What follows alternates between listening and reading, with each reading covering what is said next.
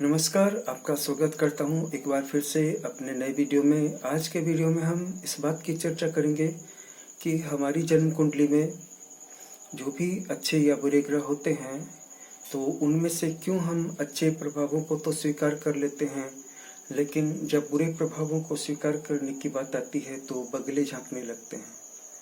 जन्म कुंडली में जो हमारे बुरे या पाप ग्रह होते हैं, उनके पास हमारे उन कर्मों का हिसाब होता है जो हमने जाने या अनजाने में किए होते हैं, और फिर बाद में हम उनको भूल गए होते हैं और उन कर्मों का संबंध पर पीड़ा से होता है। चाहे हम अपने अकल्याण के लिए काम करें या दूसरों के अकल्याण के लिए काम करें, इनका जो विभाजन होता है, श्रेणीगत विभाजन, वह पाप कर्म के रूप में किया जाता है। अब सवाल उठता है कि क्या हमसे जो पहले में बुरे कर्म हो गए हैं और उनके परिणाम स्वरूप आज हम अपने जीवन में कुछ बैड एक्सपीरियंस कर रहे हैं, इनको सुधारने के लिए ज्योतिष शास्त्र में कोई विधान, कोई तरीका, कोई मेथड, कोई रिचुअल है?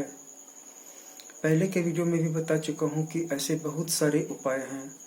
इनमें संबंधित परेशानी या पीड़ा उत्पन्न करने वाला जो प्लेनेट है, उसके मंत्रों का जप या उसके स्तोत्र का पाठ या उसके मंदिरों का दर्शन शामिल है। अब इसमें एक बात क्या है कि अगर हम अपनी शांति के लिए प्रार्थना कर रहे हैं, लेकिन अपने हृदय में हम दूसरों की अशांति भी चाहते हैं, तो कोई भी मंत्र या कोई भी प्रार्थना हमारे अपने लिए असर नहीं करेगी। हम अपने दुख से तो द्रवित हैं, लेकिन जब किसी अन्य व्यक्ति को दुख में रोते देखते हैं तो उसको लेकर के हम द्रवित नहीं हो जाते। उसको लेकर के हमारे पास एक बिल्कुल दूसरा स्केल, दूसरा मेजर आ जाता है, उससे हम मुंह फेर लेते हैं। तो फिर कोई भी प्रार्थना, वैदिक मंत्र हो या किसी भी धर्म का मंत्र हो, प्रेयर हो, कैसे असर कर सकता है? अब तो आज ऐसे भी लोग हैं जो कि वैदिक धर्म को ही गलत ठहरा रहे हैं, पूजा पाठ को दकियानुसी बता रहे हैं, मंत्रों का मजाक उड़ा रहे हैं, और ऐसे लोग हिंदू धर्म के अंदर में ही हैं। और मैं हमेशा कहता आया हूँ कि सभी धर्मों में शक्ति हैं। सभी धर्मों के जो अपने अपने मंत्र, प्रेयर्स या आयतें हैं, कुरान शरीफ में आयतें हैं, बौद्ध मंत्र हैं, जैन मंत्र हैं, बाइबल में जितने भी सारे वर्सेस हैं, या संस्कृत के मंत्र हैं। तो क्या मैं अपने लिए समृद्धि की कामना कर सकता हूँ और अपने भाई के लिए या अपने भाई के पुत्रों के लिए बुराई की कामना कर सकता हूँ?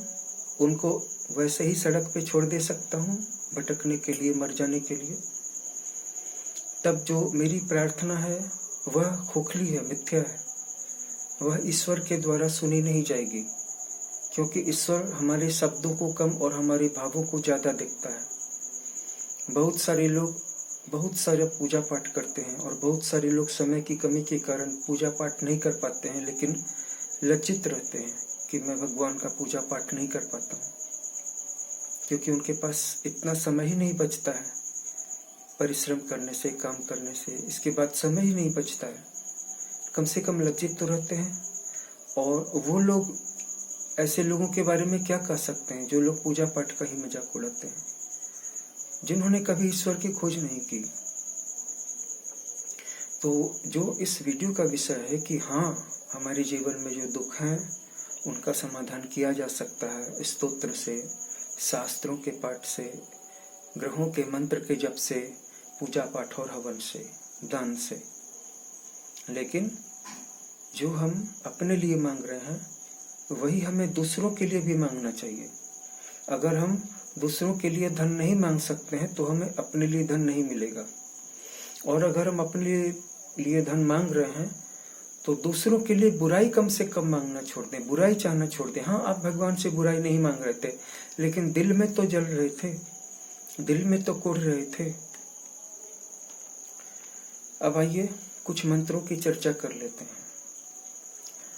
सबसे बड़ी चीज जिसकी जरूरत आज है वो है धन की, और धन प्राप्ति की संभावना तब बढ़ जाती है जब आप महालक्ष्मी की उपासना करते हैं। महालक्ष्मी के अलावा अगर आप किन्हीं 3 देवताओं की उपासना और जोड़ लेते हैं तो निश्चित रूप से धन मिलता है। जैसे भगवान शिव का पूजन कर लिया, भगवान विष्णु का पूजन कर लिया, माँ दुर्गा का पूजन कर लिया, 3 इधर हो गए, एक महालक्ष्मी की पूजा कर लिया आपने। निश्चित रूप से कोई रोक नहीं सकता है। ये एक कॉम्बिनेशन है, मेरा अपना अनुभव है जो मैं आपको शेयर कर रहा हूँ।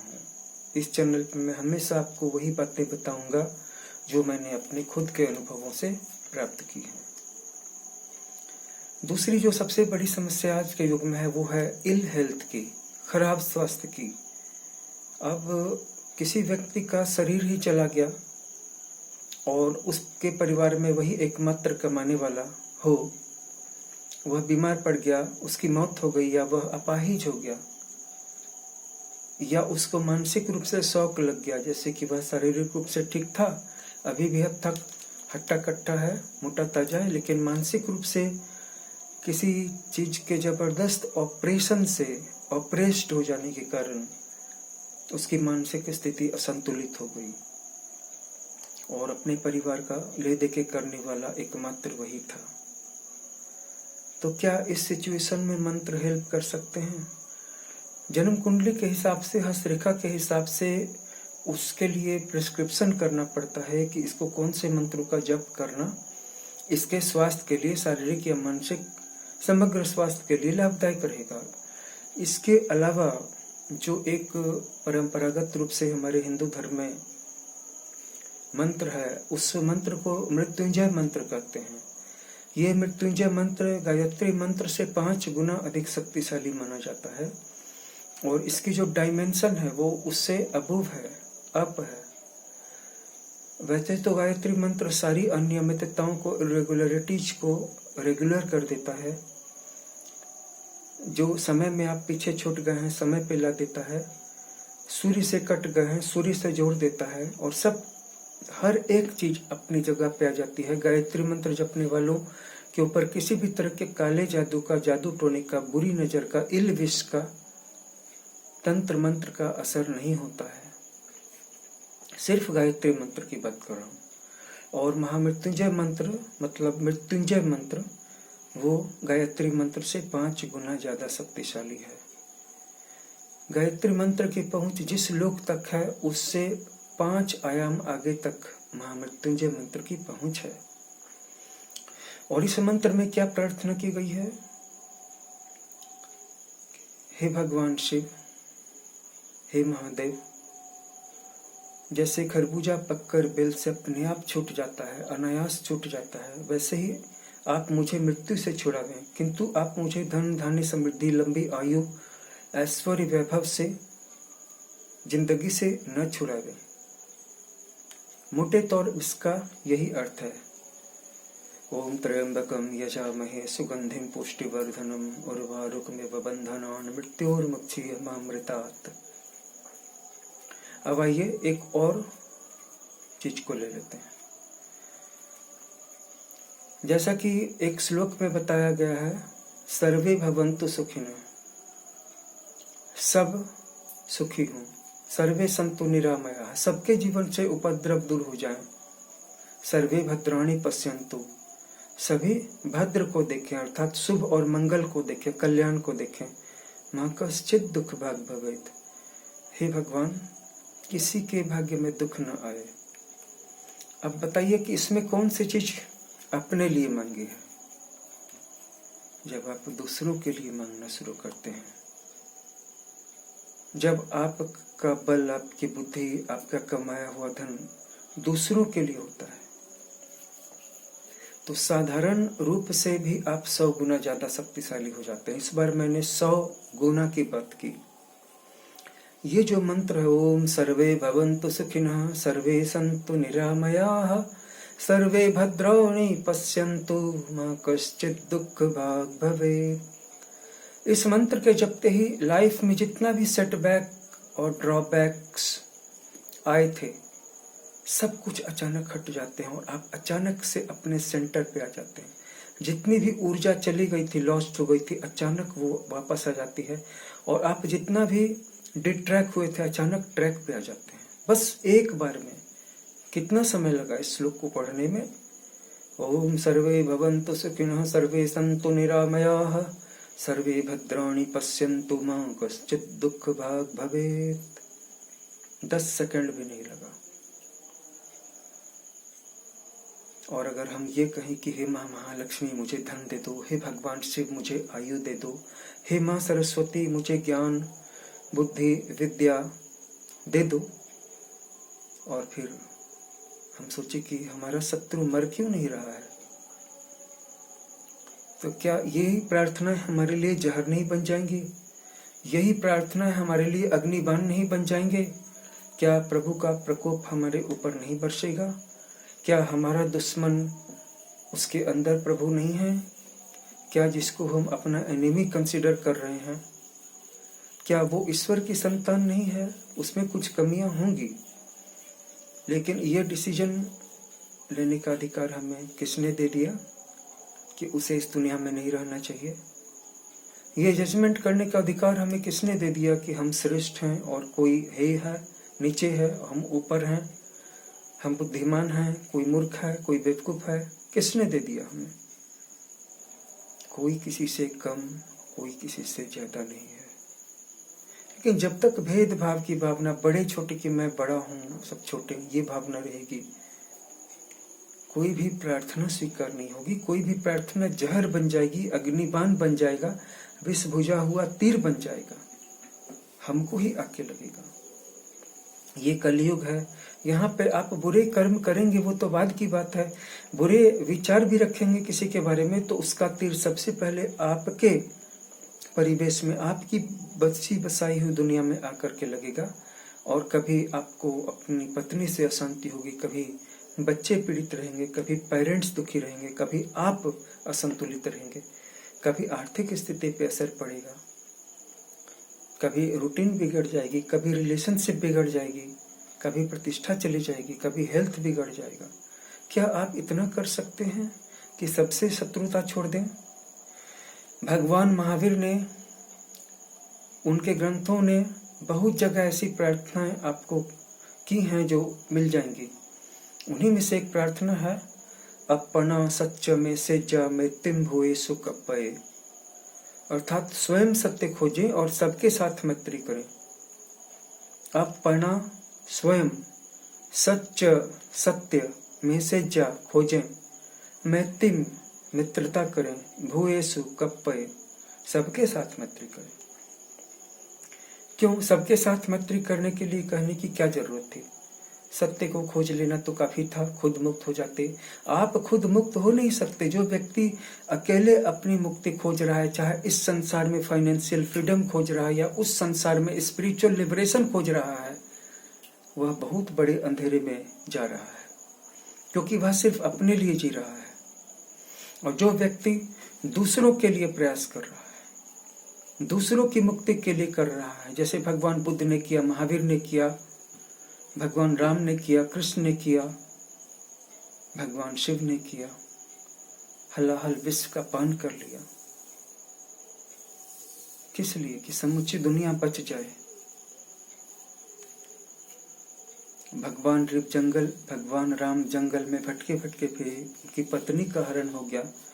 आज लोग उन पे हंसते हैं कि क्या भगवान थे, उनकी पत्नी का हरण हो गया। अरे बेवकूफ हो, तुम्हारी सभ्यता को बचाने के लिए वो आए, इतना बड़ा दुख झेला, इतने बड़े बड़े कष्ट झेले, ताकि तुम्हारी सभ्यता बची रहे। यवनों के द्वारा, बर्बर आक्रांताओं के द्वारा तुम निगल नहीं लिए जाओ। इसीलिए कुछ 100 या कुछ 1000 सालों तक उनका प्रभुत्व रहा।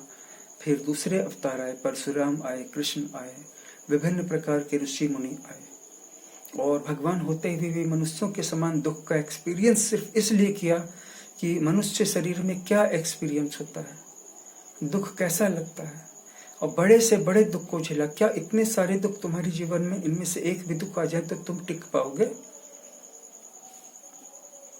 कि तुम्हारी पत्नी का किडनैप किसी बहुत बड़े गैंग ने कर लिया है और तुम्हारे भाई को किसी ने गोली मार दी है।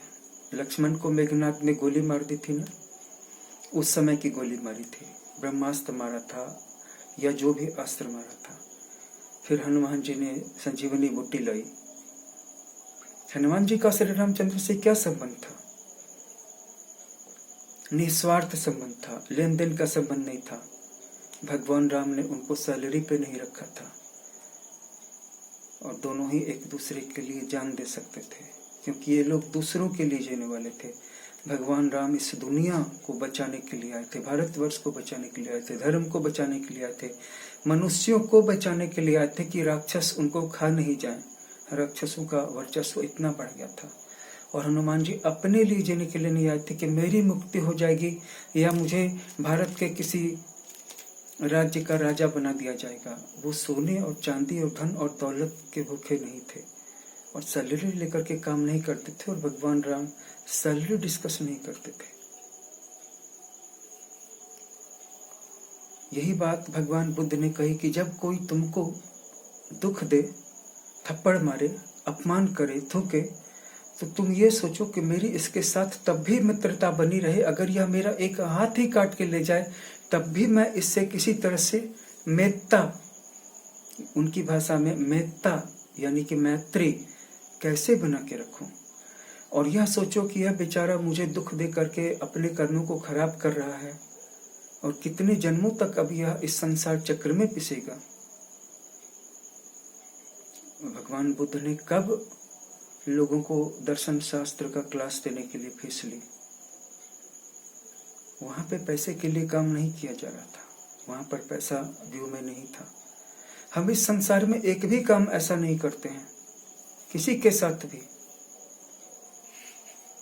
जहां पर कि बदले में या पीछे में आगे में पैसा नहीं हो, और इसी वजह से हमारी मुक्ति नहीं होती है। और जब तक हम रहते हैं इस संसार में लोगों को प्रत्यक्ष या परोक्ष रूप से दुख ही देते रहते हैं। तो भगवान बुद्ध ने कहा कि जरा सोच के देखो कि अगर किसी ने तुमको दुख दिया है तो वो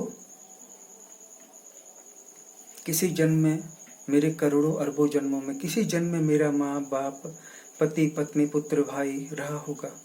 मैं बदले में इसको कैसे दुख दे दूं?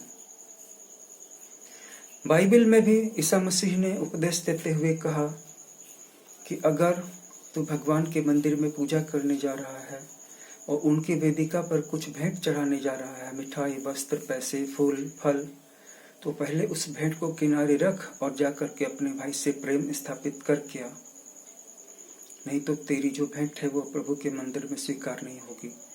और जब तू न्यायालय जा रहा है और तेरा प्रतिवादी, तेरा वादी शत्रु रास्ते में मिल जाए तो उसे समझौता कर ले, उससे प्रेम बढ़ा ले, और नहीं तो कहीं ऐसा नहीं हो कि वह तुझे न्यायाधीश को सौंप दे और न्यायाधीश तुझे सिपाहियों को सौंप दे और सिपाही तुम्हें जेल में डाल दें। सब के कहने का बस एक ही मतलब है कि सब के साथ प्रेम करो और निस्वार्थ भाव से प्रेम करो, क्योंकि अगर तुम प्रेम भी कर रहे हो और उसमें स्वार्थ भी है, लेन देन की भी भावना है, तो तुम क्या हो? तुम इन सभी चीजों से बहुत पीछे हो। तुम्हारी कोई भी प्रार्थना, चाहे वह गायत्री मंत्र की हो, चाहे वह मृत्युंजय मंत्र की हो, तुम्हें लाभ नहीं दे सकेगी। एक और मंत्र है जो महामृत्युंजय मंत्र से भी 5 गुना ज्यादा शक्तिशाली है, और 5 सिर्फ शुरुआत की है क्योंकि उसकी पूरी पावर्स खोजी नहीं गई है। 5 से 50 गुना तक, 100 गुना तक, 200 गुना तक पावरफुल है। और वो मंत्र है ओम जात वेद से सुनवाम सोम मराती यतो निदहाति वेदः स नः परषदति दुर्गाणि विश्वानावे वसंधम दुरितात्यग्निः। इन मंत्रों को YouTube से सुन करके ट्राई न करें, एक बार योग्य गुरु से जरूर राय ले लें। वो आपके हिसाब से, आपके पावर के हिसाब से मंत्र देगा, बीज मंत्र देगा, श्लोक देगा, गायत्री मंत्र देगा, लघु मृत्युंजय मंत्र देगा, मृत्युंजय देगा, महामृत्युंजय देगा, या जात वेदस मंत्र देगा। जात वेदस मंत्र से भी 100 से 1000 गुना, अनंत गुना शक्तिशाली, क्योंकि जो आखिरी मंत्र मैं आपको बता रहा हूँ, इस मंत्र को 100, 1000 या 1 लाख गुना बोल देने से भी इसकी महिमा का वर्णन नहीं हो सकता, क्योंकि इस मंत्र का जप करने से अनंत काल तक सब कुछ सही हो जाता है। और ये मंत्र है षोडशाक्षर मंत्र, कली संतरणोपनिषद में इसे लिया गया है। आप इस मंत्र को जप करके भी अपनी जन्म कुंडली के सभी प्लैनेट्स को सही कर सकते हैं। और ये मंत्र है हरे राम राम राम हरे हरे, कृष्ण कृष्ण कृष्ण हरे हरे। ये मंत्र आखिरी है, विश्वास कीजिए। ये मंत्र पिछले बताए गए सारे मंत्रों से बहुत ज़्यादा शक्तिशाली है, क्योंकि उनमें तो एक नंबर भी था कि कोई किसी से 5 गुना, कोई किसी से 10 गुना, 100 गुना। इस मंत्र के बारे में ये बताना बहुत मुश्किल है, इसीलिए हम इसे इन्फिनिट टाइम्स पावरफुल की कैटेगरी में रखते हैं। अगर आपने इसका जप कर लिया तो अनंत काल, अनंत स्पेस तक सब कुछ सही कर लेते हैं। अपना ख्याल रखिएगा, मिलते हैं अगली वीडियो में। आप इतनी देर तक बात किया इसके लिए बहुत बहुत धन्यवाद।